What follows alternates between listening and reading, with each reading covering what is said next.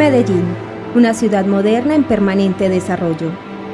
Su avance deja atrás un patrimonio, una historia, varios pasados por los que ha atravesado.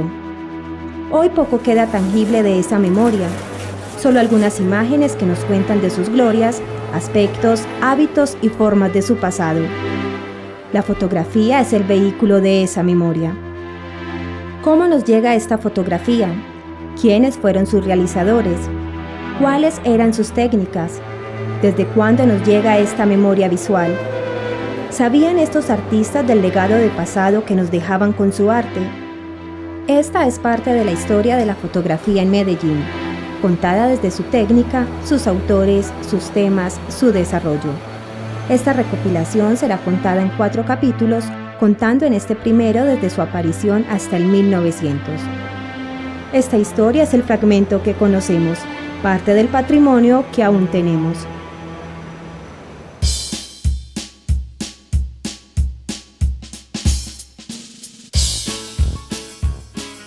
La fotografía de Medellín viene con los fotógrafos viajeros hacia 1846-47, cuando de pronto aparece un alemán, Emilio Hartbrugger, que llega a la ciudad de Río Negro.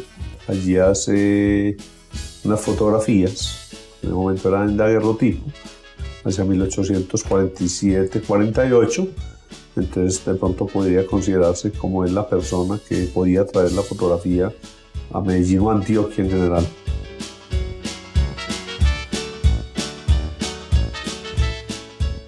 Hacia 1841 aparece en Bogotá la fotografía a través del barón de Gros, que era un embajador francés, y posteriormente Luis García Hevia, el pintor bogotano, aprende todo el proceso de la fotografía y del daguerrotipo en Bogotá con John Bennett Astor, que era un extranjero, aprendió daguerrotipo. Con esta galería del pintor y fotógrafo que se inicia en El País, que es el primer fotógrafo colombiano, Fermín Izaza, un pintor envigadeño, viaja a Bogotá hacia 1845 y aprende daguerrotipos con él. Parece, porque no existe ninguna verificación ni hay hechos, de que Fermín Izaza abrió un estudio de daguerrotipo en Medellín hacia 1845. De él no conocemos ni unas pinturas, pero realmente no conocemos más obras. Posteriormente, hacia 1847, los hermanos Vicente y Pastor Restrepo tienen un taller de fundición, un almacén dedicado a la parte de la minería. Se les da por estudiar en Europa fotografía, y al regreso hacia 1840, hacia 1857 aproximadamente, se funda una galería que es la de los hermanos Vicente y Pastor Restrepo, para comenzar lo que sería la fotografía ya como fotografía en Medellín.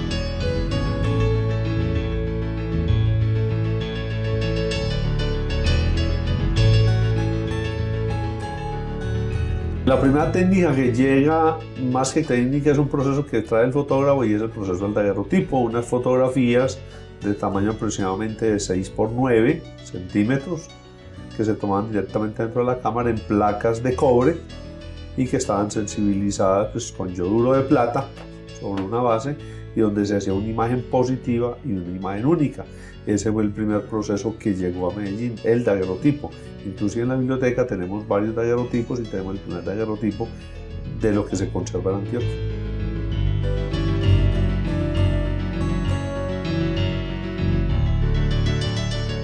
Era una cámara grande de cajón, parecido a un televisor de 14 pulgadas, donde tenía un tubo y un lente. Era una cámara antigua, y simplemente el daguerrotipo se introducía en la parte posterior porque hacía forma en la imagen. O sea, el manejo es igual a lo de ahora, simplemente podía parecerse a las cámaras de ahora de estudio, lo que pasa es que eran cámaras más rústicas, realmente hechas en madera, con fuelles desplazables o desplazables a través de cajones para darle la parte de foco, pero era básicamente el concepto de formación de la imagen es el mismo. La cámara era demasiado elemental.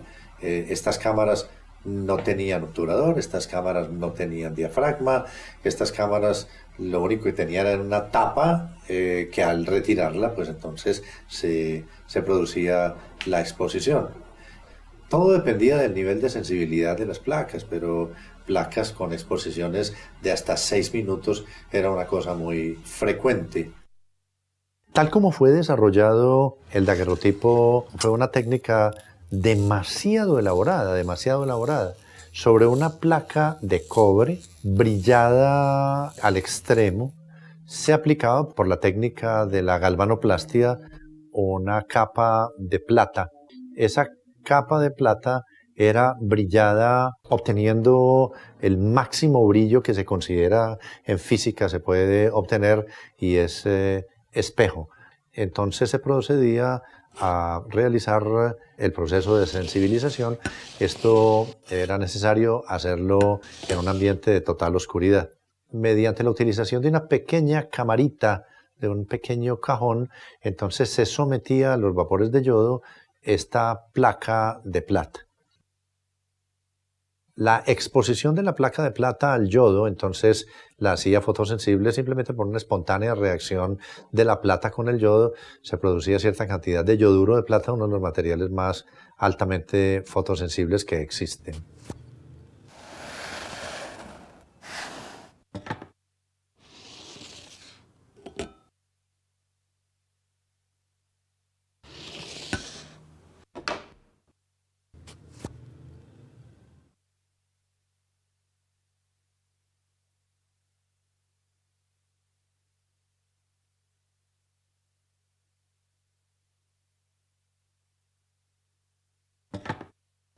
Una vez expuesta la placa en una cámara fotográfica, se sometía a los vapores de mercurio para darle más fuerza, para darle más vida, para darle más contraste a la imagen. Las placas, ya una vez terminadas, entonces eran presentadas en unas cajitas. Ese desarrollo de la cajita fue algo casi obligado, porque es que un daguerrotipo no se puede tocar. Si uno pasa un dedo por el daguerrotipo, pues prácticamente borra la imagen, ¿sí? Era muy delicado. Entonces se ponía un marco que era como un pequeño passepartout de una laminilla dorada, y encima de ese marco, que era relativamente delgado, entonces se colocaba un vidrio. Es decir, el vidrio no quedaba pegado a la placa, y encima de esto entonces se ponía un nuevo marco dorado, y todo esto se colocaba dentro de una cajita de madera que estaba forrada en cuero repujado. Esas cajas reciben el nombre de cajas de tafilete. Los daguerrotipos adornaban en las salas de las casas las repisas en donde se colocaban objetos de mucho valor. La apariencia del daguerrotipo es una apariencia que podría ser considerada más como de una joya que de un objeto gráfico, ¿sí? El daguerrotipo es una verdadera joya. Con la aparición de la fotografía en 1939 desaparecen prácticamente los talleres de los miniaturistas, o sea, los pintores que hacían los retratos. Entonces todos los miniaturistas se dedicaron a aprender el daguerrotipo, se abrieron por el mundo, hacia Sudáfrica, hacia Asia, hacia América, hacia Estados Unidos, y proyectaron todos estos procesos nuevamente. Tan es así, por ejemplo, que el daguerrotipo en los Estados Unidos prosperó tanto que duró hasta 1890, tal vez fue el sitio donde más duró el daguerrotipo, cuando en 1851 en Europa desaparece el daguerrotipo.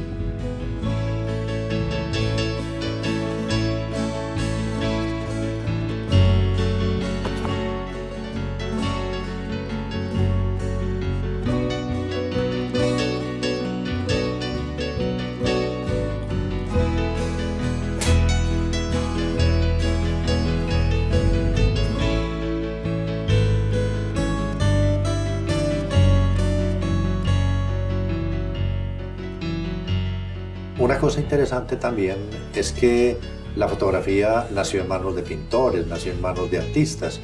Entonces, los daguerrotipos que se conservan poseen una serie de características de tipo estético que son muy especiales.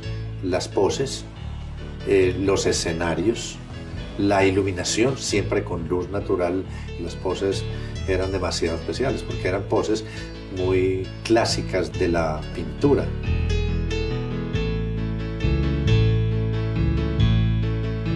La técnica desarrollada en Inglaterra que sacó del mercado, que desplazó al daguerrotipo, se conoce con el nombre de ambrotipo. El ambrotipo es una imagen ya, digamos, más elaborada. A estas alturas, entonces, tenemos que hablar de la existencia de un soporte que es una placa de algún material. En el caso del ambrotipo es el vidrio, sobre la cual entonces se deposita una sustancia aglutinante. La sustancia aglutinante sirve para retener sobre ella la sustancia fotosensible, que en el caso del ambrotipo era el bromuro de plata. Los inventores siempre tuvieron en sus manos un problema que casi que no logran resolver y se resolvió por una pura casualidad. La imagen salía en negativo. Las áreas claras entonces registraban en tonos oscuros y las áreas oscuras registraban en tonos claros. Y esto era algo que no la hacía comercial.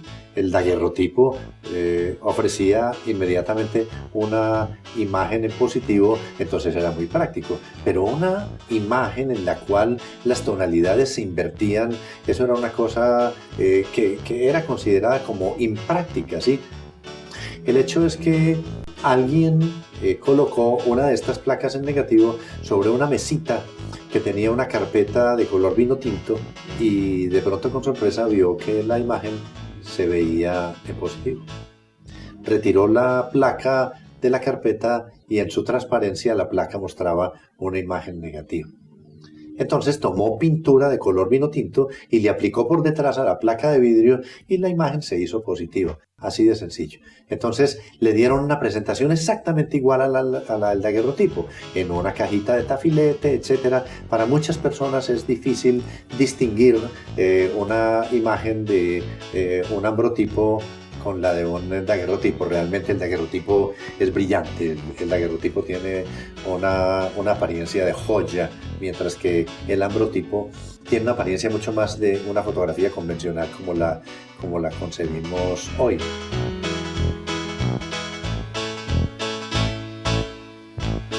En la segunda mitad del siglo XIX se desarrolló una carrera cada vez más acelerada, a lo largo de la cual entonces fueron introducidas otras técnicas. Cuando comenzaron los hermanos Vicente y Pastor Restrepo, inicialmente con Wills y Restrepo, hacia 1858, comienza la técnica del colodión húmedo, que en 1851 en Francia fue inventada por Frédéric Scholarcher, y cuando Vicente estuvo en Europa aprendió esa técnica.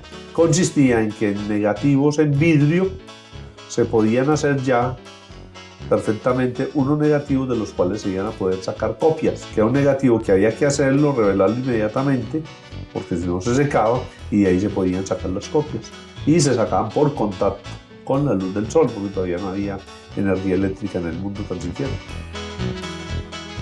El colodión es fibra de algodón diluida en éter. En el colodión se deposita alguna cantidad de bromuro de plata y con ella se cubre la placa de vidrio. El colodión comienza a secarse progresivamente y es necesario tomar la fotografía rápidamente antes de que se termine de secar el colodión.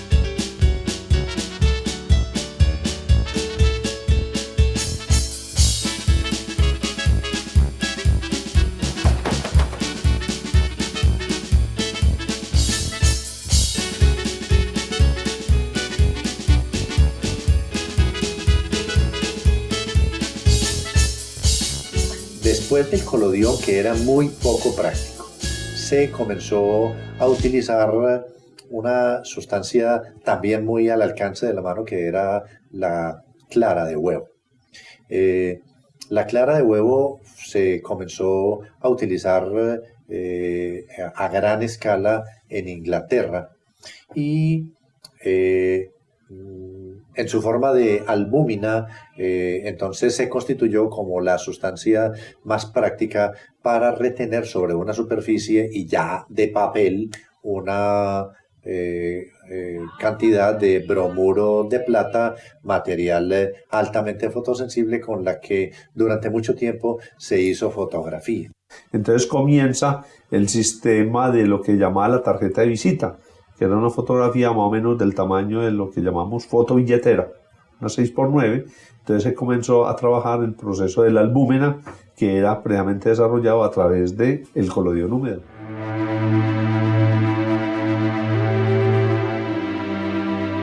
Llegó la placa seca, que fue sacada en el año 1880 a nivel de los Estados Unidos por Eastman Kodak Company y por la Lumière a nivel de Francia.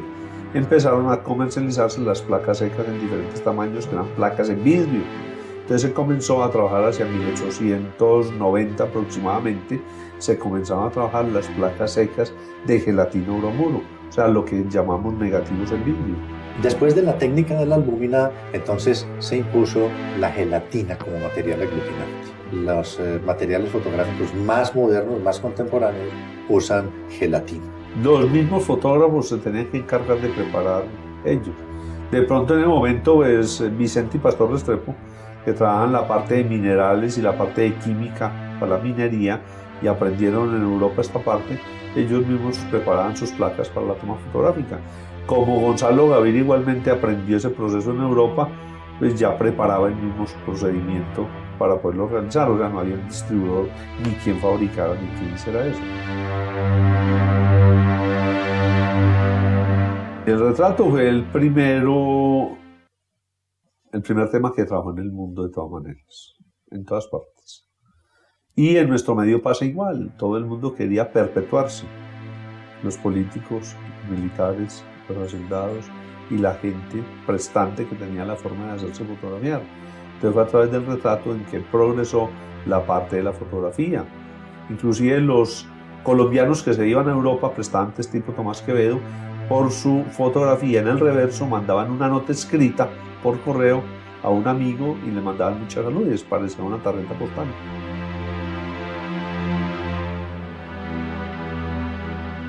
Primero, las emulsiones de los negativos eran muy duras, o sea, eran lentas. La luz era la luz del día, o la luz que entraba por los techos de las ventanas. Entonces, realmente la gente para fotografiarse tenía que posar. Muchas veces eran poses de medio minuto, de 20 segundos. No podía parpadear, no podía respirar.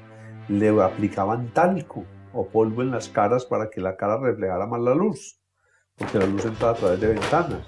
Entonces sí había dificultades, había que retocarlas, y como ellos eran pintores, retocaban por ejemplo los ojos y ve que el párpado quedó movido, o tenían que repetir la foto. Entonces frente a dificultades, inclusive diseñaron aparatos para colocar en el cuello del fotografiado para que no se moviera, y estuviera sentado en una silla casi que eléctrica, para poderte quedar y tomar la foto, no se mueva.